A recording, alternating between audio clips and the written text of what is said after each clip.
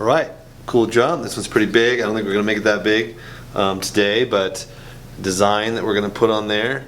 But we're going to paint the whole background with underglaze, and we're going to carve this out through the glaze. When we get that point, I'll show you what I mean. We're going to do some sgraffito, and then we're going to put the skin on there and tie the rope down, even make a handle. Alright, so let's get going here. It's going to look more like this. Right, so I give it to the students as the raw clay. They paint the leather hard. They paint the underglaze on there, and then when it's leather hard, they carve out all their designs on there. Right, whatever shapes they want, symbols, pictures. I really like them to fill it up or draw something of detail. Here, these are ones that got left behind. We ran out of time last year. Here's some cool ones, yeah, going around. Same design all around. That's great. Notice here they did it up on the rim. That's kind of pointing this right because it's going to get covered with the skin, right? So we're only going to want to put our design down in this bottom part, right, where mostly the rope is going up and down from this ring up. So we want to put our designs down here, and I'm going to try to make that a bigger part of the ones this year. All right, so let's get down here on the wheel and get the clay ready and get going. All right, so I've got about 6 pounds of clay here. I'm going to use much smaller than these other ones I was showing you. It is going to be porcelain for two reasons. It sounds more exotic. It's a little nicer, more refined. It's not absorbent, and mostly because when you carve out your sgraffito, it makes a really clean line. There isn't any sand particles in there or bigger chips that chip out as you make the line and flake off the side of your line. You just get fine powder out of it when you carve it, and it gets a really sharp line. So it could really help draw nicer pictures in there and images when we carve into it. So let's get on the wheel here and do this. All right, I've worked clay a little bit into a round bun, and oh, this will be the first time I've done one on the bat system I have here.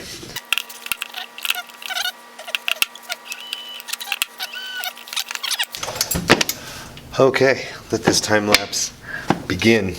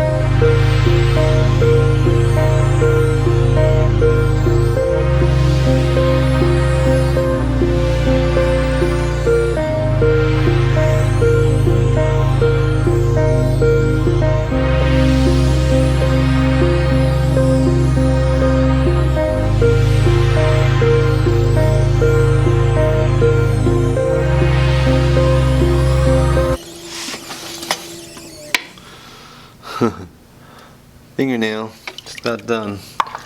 Alright, gotta love the fingernails. I've done it 1,000 times. See if I can get rid of that now.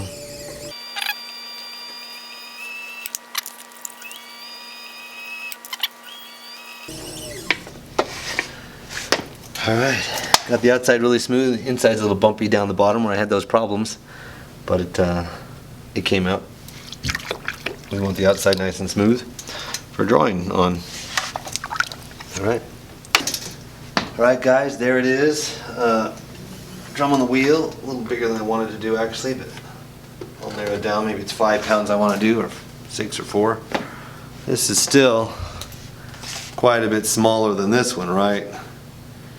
But it's going to sound great, nice and high sound. Alright, put that out to dry. But I got to put a bag over it so it doesn't dry too hard because I want it leather hard. And then I'm going to underglaze it and I'm going to scratch off the sgraffito. Okay, see you in the next video. See you next time on this video. So if I just leave this like this, it'll be dry on the top and this will be a little bit moist tomorrow. It may be too dry. Of course, I won't be back for 2 more days. Or 3, right? So I'm going to go like this, create a bubble of air that will become very humid.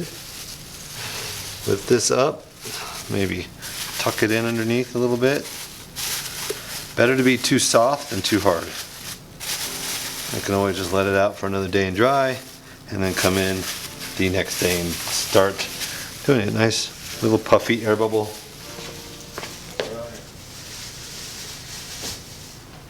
And there we go.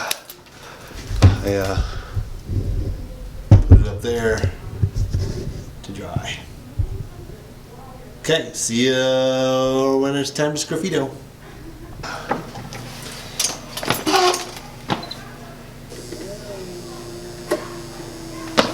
Alright, welcome back. It's actually been a week and it's been sitting in a bag the entire time and it's still pretty soft. So we've kept it soft. We wanted it to dry up a little more, but that's alright. Now we can even smooth some things out in here. The outside's pretty straight. The inside's got quite some wrinkles, so good time to clean up anything if you want to do that. Just pre-leather hard stage. Not pushing out hard. Just taking off some bumps in the inside.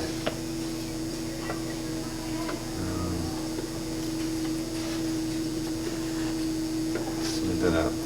Alright, so we need to get ready to put our color on here. So we pre-glaze it with this underglaze. I'm going to do a green because whatever color you have, you want it to contrast with your clay color. So if I had red, I could do a light color, red clay. I could do a lighter color, white would be cool, or anything like that. Here now, black would be great, so I'd have black with white clay. So all my scratching off and my sgraffito is going to be the color of the clay. So I'm hoping this is fairly dark green because I'm going to make a gecko. I printed up a couple styles like this, different sizes that I can cut out if I wanted to, or look at and fit on there. I think all of these will fit as they go around the cylinder part. So mix this up and let's glaze this thing. That's a pretty good green, maybe like a plant green, go good with the gecko. Question is, this brush isn't going to fit in there. It's going to make a mess.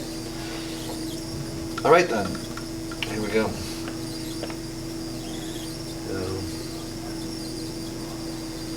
Being the clay is a little bit wet,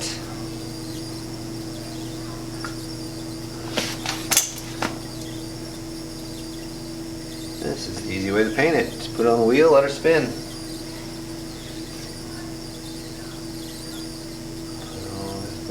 Maybe I'll put this on there and I can even it out with the big brush.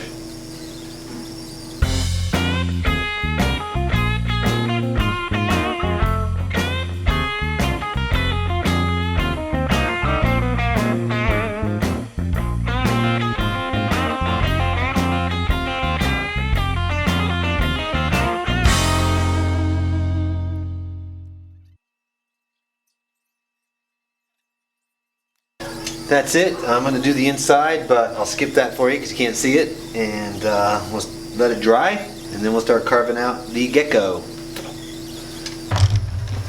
While we're letting that dry, let's cut out my stencils. I think the big one's going to work good, so.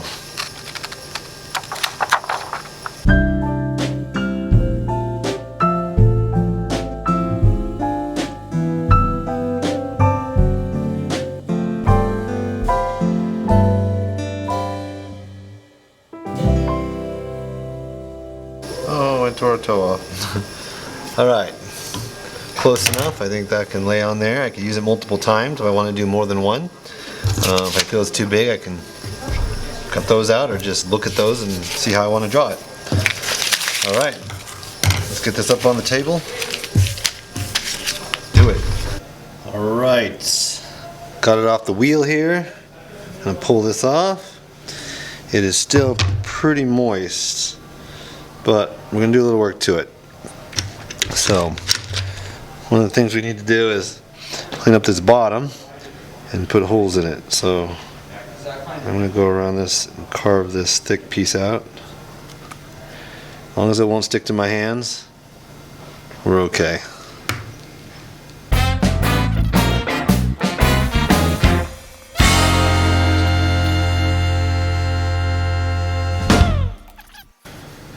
What I'm getting ready for here is to put holes all around this bottom part, not for the rope to hold down the skin, because that'll be around here going up and down. This is going to be visible and easy to see, but I like to put a rope around the bottom, that way when it hits the ground or sets down it doesn't scratch the tables, because this could be very sharp and very rough and it can scratch surfaces, as well as not to shock the drum so hard if it gets dropped that it will break it. It gives the rope, the thick rope gives it a little bit of a cushion and slows it down. So what I like to do is turn it upside down, and I go all the way around and punch out some holes. Now I want an even number of holes. I just hope it works out right. Pull it out. This also lets you know how soft it is. It does break a little bit, so it should be pretty good for carving into here soon. I can round that off a little bit, pinch it. Sometimes I round that, the inside. Alright, go the way around. I like to keep it like the distance of this down and the one apart. So, about right there. When you get to your last 4 or so, you can make sure you got the right distance between them.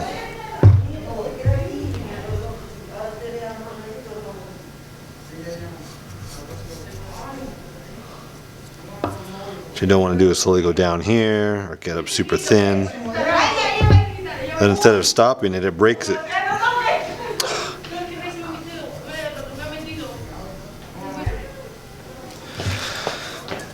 Okay, let's try to speed that up.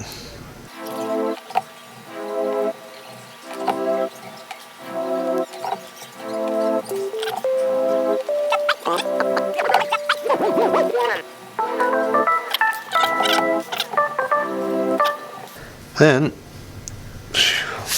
clean up your mess, your hands, and we're going to carve on our gecko.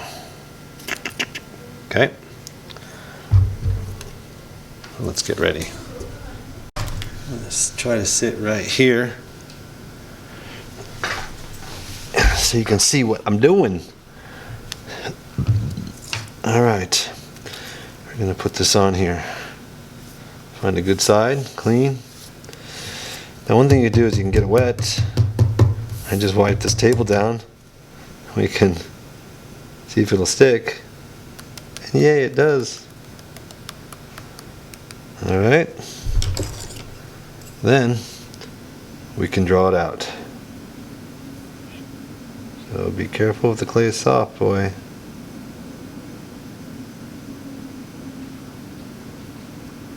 You don't have to push hard right now, you're just getting the line. Oh, I didn't want to do that. Shoot. Gonna have to paint that. going to go out to the feet and leave the feet until I take it off, and I'll draw the feet after. That detail I didn't cut out.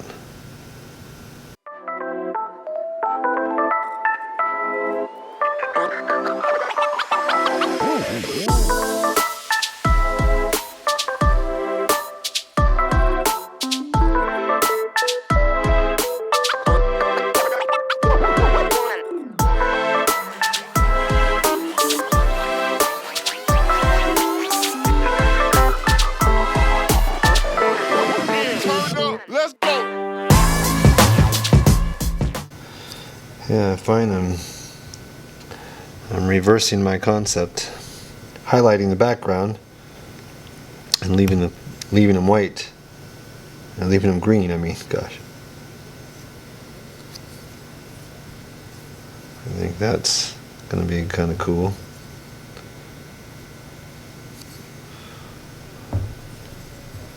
So I'm basically gonna come around and etch this out like this.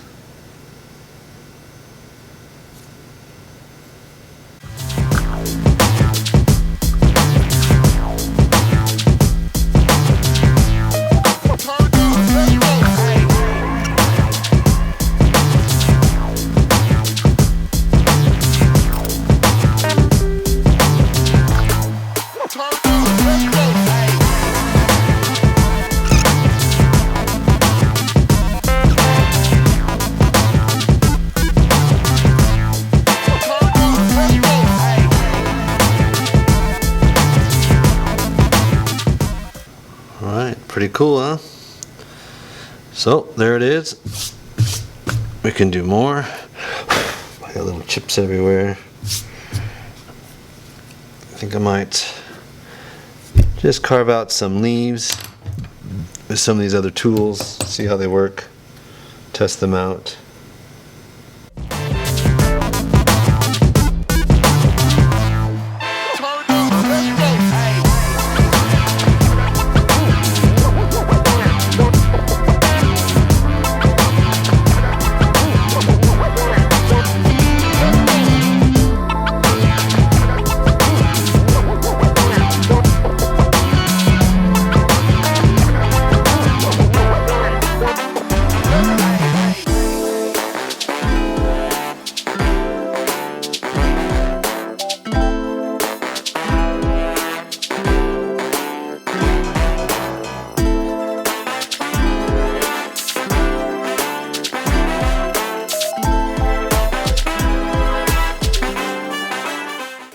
There it is, all done.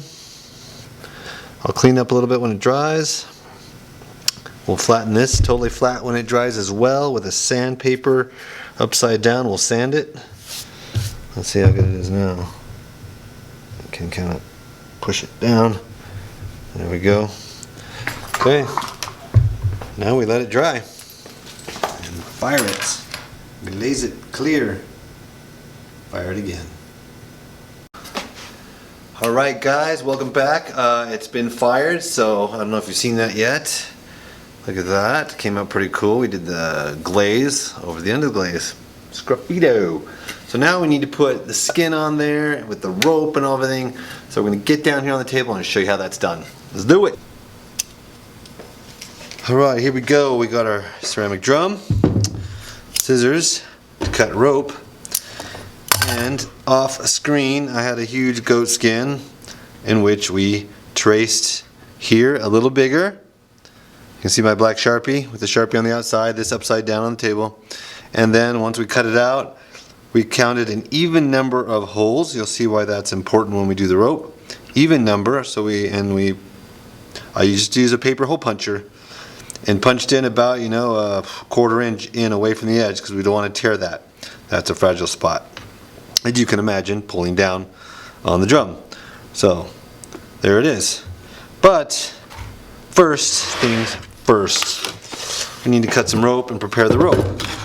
This little fire is so we don't fray the rope. It'll just, especially this rope, falls all apart, and so we're going to burn the ends. And something else, some of the drums you just make the bottom on there, you're good, but others I put these holes in and we loop them around so when you set it on the table it's soft. Sometimes the ceramic can have a scratchy hard edge that will scratch up your tables really bad wherever you set them down. So we are going to lace the bottom here really quick. I just time lapse that, cut it off, tie it off, and then we'll do a rope around here, and we'll cut and tie that off, and then we'll do the rope to go around the drum top skin, and then another rope to go up and down between them all. Let's go.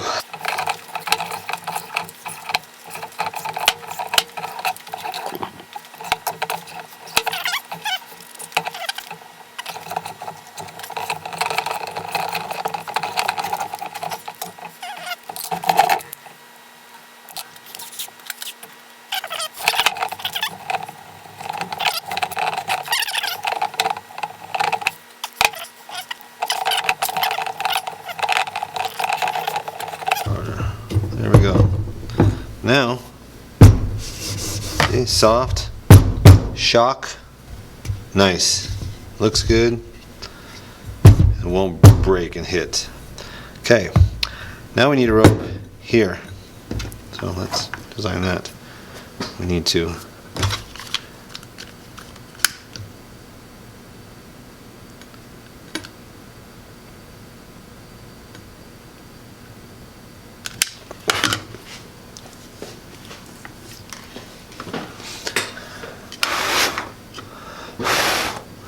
wait a little bit before you go trying to touch it. If you're too late, it'll be super hard. That's important when we're lacing it. This one doesn't matter too much now. So what I like to do is go 2 times around.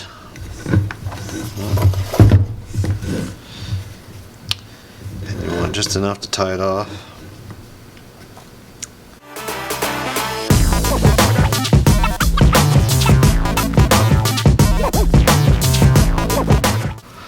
This is where you really want to see if that's going to be loose enough to get underneath there everywhere. Maybe let some through, back it off, I like that better. Okay, there it is. Tighten that up. Now you can tighten this underneath here if you want.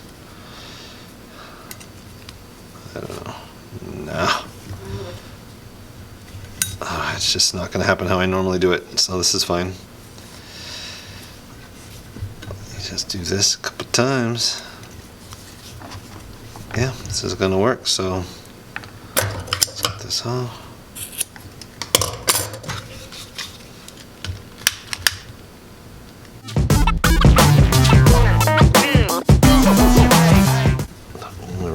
Alright.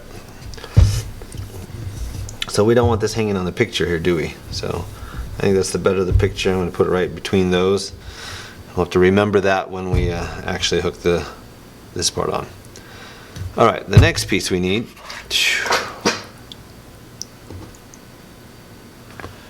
needs to go around this one ring and tie off.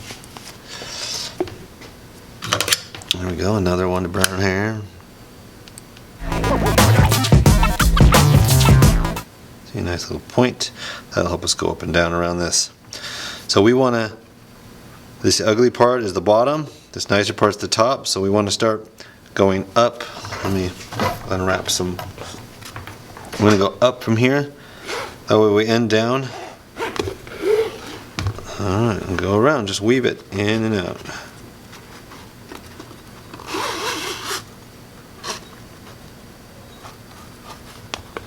Alright, come here. Back down. Back up. Oh, this is just in the way, you don't need that. Back up. Down. All the way around. Alright, you see how it ended both ropes coming down? That's what you want. That way when you tie it, it comes down rather than sticking up in the air, which would be in the way of playing it, right? Alright, okay. So we need to cut. We are going to want to, I want to make enough of a bunch of knots that can make a loop and tie onto here, and it makes a handle to carry with. So, some rope work there, looks nice. I think with a bunch of knots we're going to need more than this. So let's pull a bunch of rope through. So we have enough. But it's a small drum, so it doesn't need a huge handle.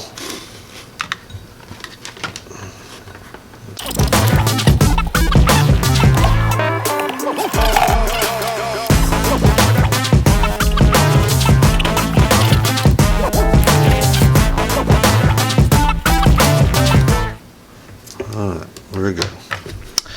So now we do need to tie off a little bit. Almost don't want to use this. And this needs to be like the other. It needs to be a little bit loose so we can get the strings underneath this all the way around, the same size rope. If it's too tight, it's very hard to get them underneath. So we're just going to go like this. Make sure these are all got enough slack in them to. But too much slack will put a bunch of pressure and tear through this. So it's a balance. Oops, that's not a square knot. Jeez. Struggling today. Let's go right there. See? Square knot. All these are square nuts that I'm using. So you know something better, go for it. I'm going to do one more square knot just to secure that. There. And I'll just do that a bunch of times and be able to tie it down here. And we'll have a handle. Alright. Now, the fun part is we need to get a long rope going here that's going to go up and down around the whole thing. All this before it dries so we can pull it. You tighten this and stretch it tight when it's wet, and then when it's dry you tighten it and it makes it even a higher sound. So there's two stages to it. Uh-oh, that one's dead. That's why I brought two. Finishing these two things, old ones up.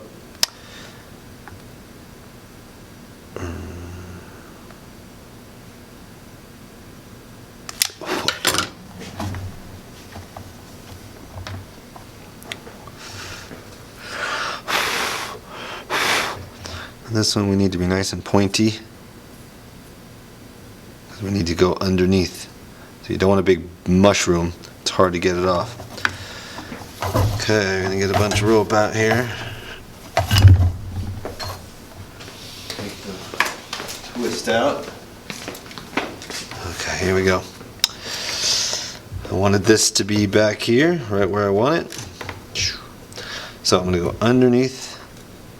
Always going to go underneath this rope right here. Okay? Got to pull it through a little bit, and I'm going to go underneath this rope. So this is the tying pattern. And then we're going to be able to pull down on this, and it's going to pinch between these two things rather than pulling this down. If you loop over and out, you are doing something wrong. That is the wrong way to do it. And then we're going to go back over this and under, so we're going to loop over, under, over on this. So do the same way all the way around. Over the top and under. Over the top and under this. And back under here. So you went in under this rope and you're going back under this rope. Then you're going to go over these two. Like this and back under this one. Okay, see that? So this rope down here and this one are end up pinching each other. They're going to pinch all of this material and we're going to pull it down to make it tight. If you just loop this out and over, it's going to pull down right here. It's going to break this material right here. Alright, we're going to need to feed more rope through here though. We may have to do a little bit more at a time. Of course, you want to do this all very, very loosely right now, because it'll just pull it over to one side if you try to tighten it. We'll center it all up in a minute. Alright, so there we go. Pull this back under here. It's twisting the rope. So what I'm saying is we don't want to go over like this and down, back down here, because this will pull on there and break it. Alright, let's do this. Back over this, under here.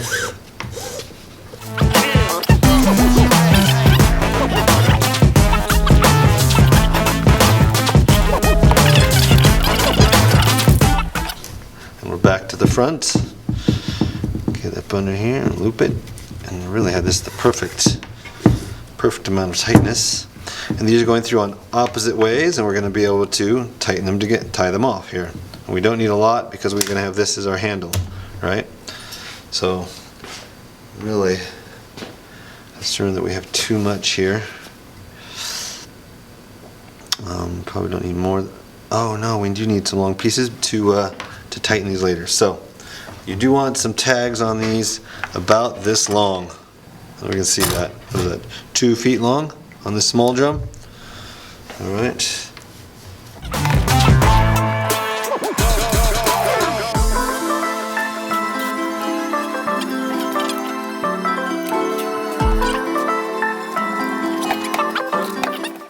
These. This one's much longer. I'm gonna send back, boy, that much. I send back half this much.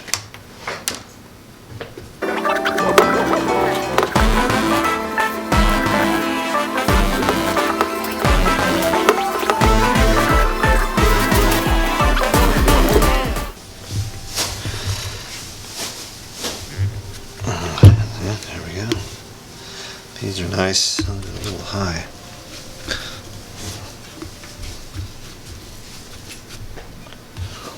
Okay.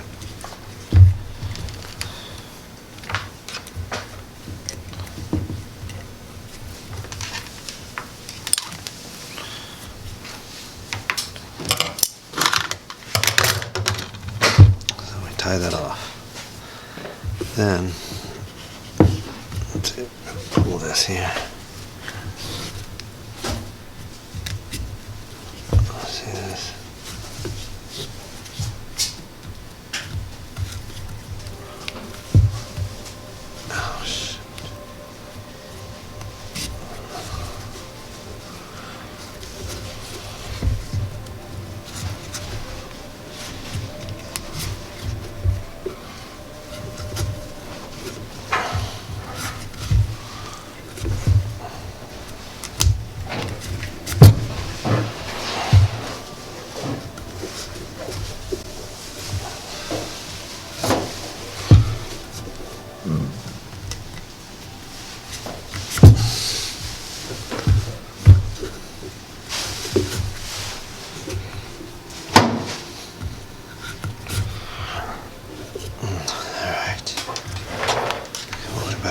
See?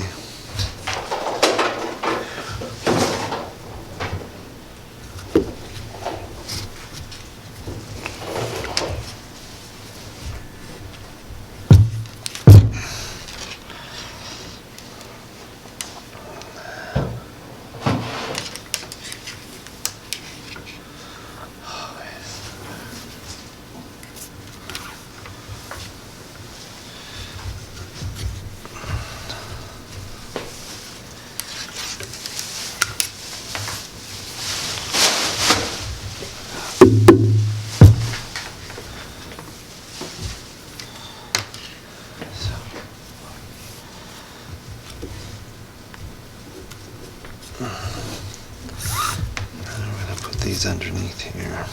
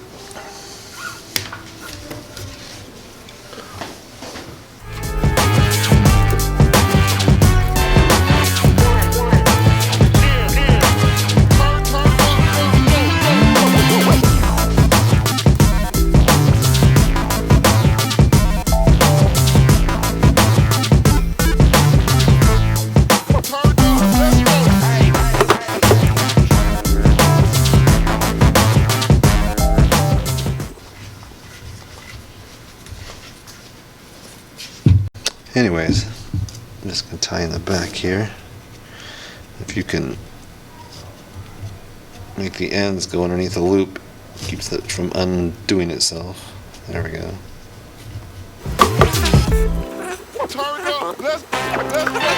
Handle.